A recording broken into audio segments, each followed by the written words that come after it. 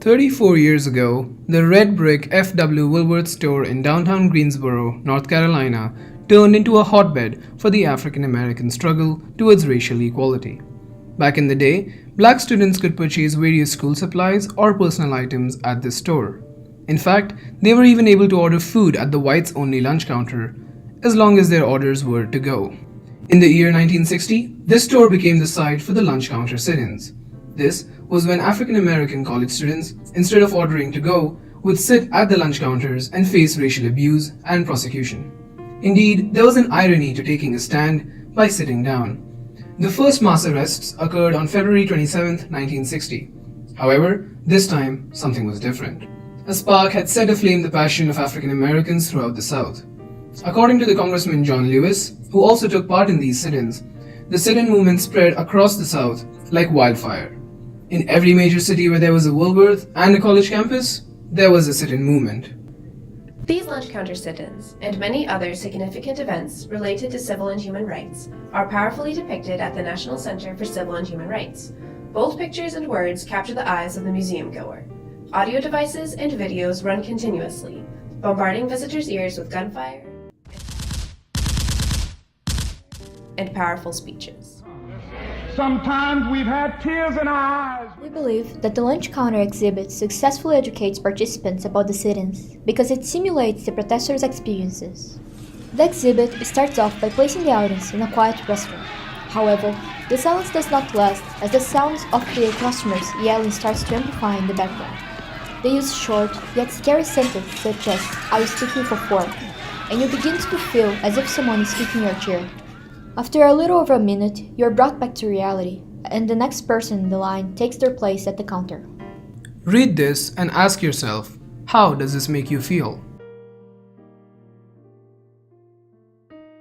Now, take a deep breath and close your eyes. Maintain a soft focus on the darkness behind your eyelids as you pay attention to what you hear next. Did you keep your eyes closed? Were you startled, shocked, and perhaps even slightly afraid? The use of such jarring audio that is able to effectively evoke emotions within the audience is something the lunch counter exhibit accomplishes beautifully. But how? What deeper reasoning exists for this exhibit's effectiveness at educating you, the audience, about the protests? To answer these questions, we must understand the power of evocative audio and closing one's eyes. Fear. It is difficult to simulate, but when done well, it resonates with the audience and communicates an experience more effectively. In the case of experiencing the sit-ins, it is essential to accurately portray the fear of the demonstrators in order to make the audience feel a deeper connection to them. Historian Daniel Smith says that written history fails to be as clear or revealing compared to actually experiencing what the protesters went through, and it often does not address the raw underlying feelings of fear, anger, and hope. People today can barely picture the oppression and dangers felt by African Americans at the time, so the climate of racial fear needs to be established for the audience. Often with historical exhibits that are solely visual, they leave less room for the open-ended pondering that auditory presentations allow. Audio presentations allow the audience to have a different encounter with history. The lunch counter exhibit effectiveness relies on the audience closing their eyes in order to amplify their fear.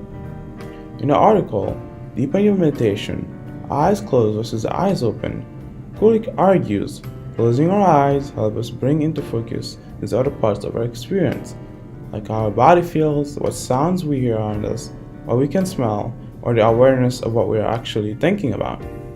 This quote supports the fact that the lunch counter exhibit is also a visual experience, because when hearing the voices of the local customers, you can start imagining the state the protesters were in.